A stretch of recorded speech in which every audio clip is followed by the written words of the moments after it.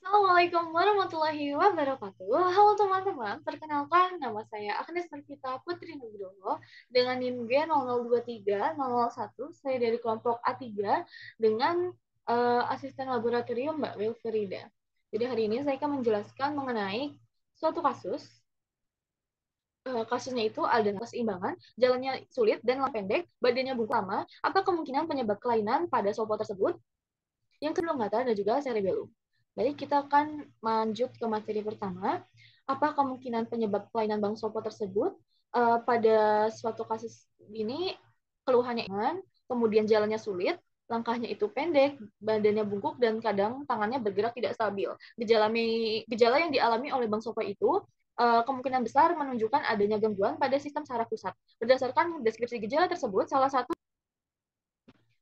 next. Nah, penyakit Parkinson ini adalah gangguan neurodegeneratif yang mempengaruhi gerakan. Gejala utamanya itu pertama ada tremor atau gerakan yang gemetar yang sering terjadi saat istirahat dan biasanya itu dimulai pada satu tangan. Gerakan ini dapat involunter ataupun dan terbatas, menyebabkan langkah yang pendek dan kesulitan dalam memulai gerakan. Yang ketiga ada rigidity atau kekakuan otot yang dapat menyebabkan badan bungkuk. Kemudian yang keempat ada postural instability, kesulitan dalam menjaga keseimbangan yang dapat menyebabkan jatuh.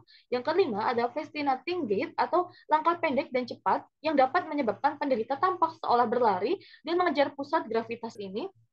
Walaupun meskipun penyakit Parkinson ini salah satu kemungkinan utama, beberapa kondisi lain juga dapat menyebabkan gejala yang serupa. Pertama ada Parkinsonisme atau gejala yang mirip dengan Parkinson tetapi disebabkan dengan gangguan lain, seperti degeneratif otak akibat penyakit lain atau penggunaan obat tertentu.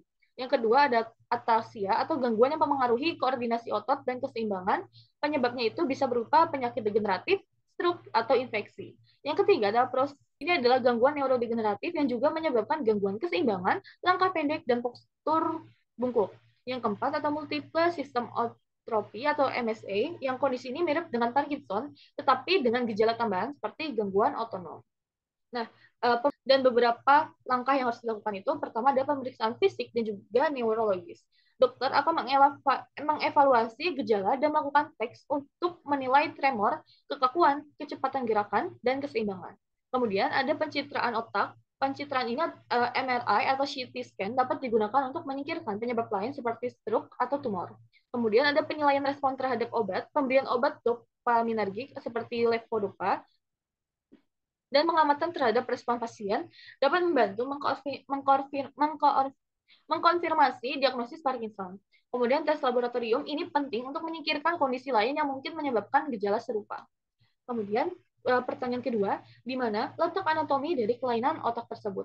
Dari gejala yang dialami oleh Bang Soko, seperti gangguan dan tremor pada tangan, menunjukkan kemungkinan adanya gangguan pada bagian otak tertentu. Berdasarkan gejala tersebut, letak anatomi dari kelainan otak yang mungkin terlibat adalah substansi nigra atau sebuah struktur di dalam batang otak yang merupakan bagian dari sistem saraf pusat. Nah, letak substansi nigra ini terletak di daerah midbrain yang tepatnya di bagian posterior belakang. Struktur ini berada di dekat struktur lain seperti tegmentum dan berfungsi sebagai sumber utama dopamin di otak.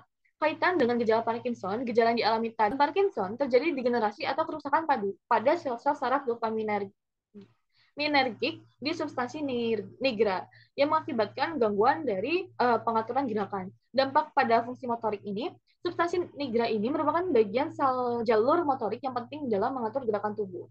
Gerakan pada substansi nigra mengganggu produksi dopamin, neurotransmitter yang penting untuk yang penting untuk koordinasi gerakan. Akibatnya terjadi gangguan dalam kontrol gerakan yang menyebabkan gejala seperti tremor, bradykinesia atau gerakan yang lambat, kekakuan otot, dan juga kesulitan menjadi nigra. Bagian depan ini ada midbrain, di sini ada slice of midbrain reticulata dan pars compacta. Baik, kita akan next ke pons medulla oblongata dan juga cerebellum. Pertama kita ke pons dulu. Pons ini kan terletak di bagian atas batang otak di antara midbrain dan juga medulla oblongata. Fungsinya ini strukturnya dia ini terdiri dari berbagai nukleus atau kelompok-kelompok sel saraf, dan serat-serat saraf. Berfungsi sebagai pusat penting untuk pengaturan pernafasan, tidur, dan regio kardiovaskular. terlibat. Yang kedua ada medula oblongata. Lokasi medula oblongata ini merupakan bagian paling bawah dari batang otak, menghubungkan batang otak dengan sumsum tulang belakang. Fungsi-fungsi otomatis seperti pernapasan, tekanan darah, dan juga denyut jantung yang berperan dalam mengatur refleksi dasar seperti batuk, bersin, dan juga saat kita menelan. Medula oblongata ini merupakan tempat bersilangnya serat-serat saraf sensorik dan motorik, sehingga informasi dari otak dan sumsum tulang belakang dipertukaran di sini. Ketiga, ada cerebellum. Lokasinya itu terletak di bagian belakang otak di belakang. Nah, struktur ini memiliki lipatan-lipatan yang disebut polia yang meningkatkan luas permukaan untuk mengakomodasi banyaknya sel-sel saraf. Berperan dalam koordinasi gerakan, keseimbangan, dan juga postur tubuh. Serta pembelajaran motorik dan adaptasi. Cerebellum ini terlibat dalam pengaturan kognitif termasuk perencanaan gerakan dan fungsi eksekutif. Hubungan dan interaksi dari ketiga struktur ini saling terhubung dan berinteraksi melalui serangkaian jalur saraf yang kompleks. Medula oblongata membawa informasi dari sumsum berfungsi sebagai penghubung utama antara otak dan juga sumsum tulang belakang. Cerebellum menerima input sensorik dan motorik dari berbagai bagian otak dan sumsum tulang belakang dan mengirimkan sinyal balik untuk mengoreksi gerakan dan juga menjaga keseimbangan. Baik, sekian dari saya. Kurang lebih mohon maaf. Wassalamualaikum warahmatullahi wabarakatuh.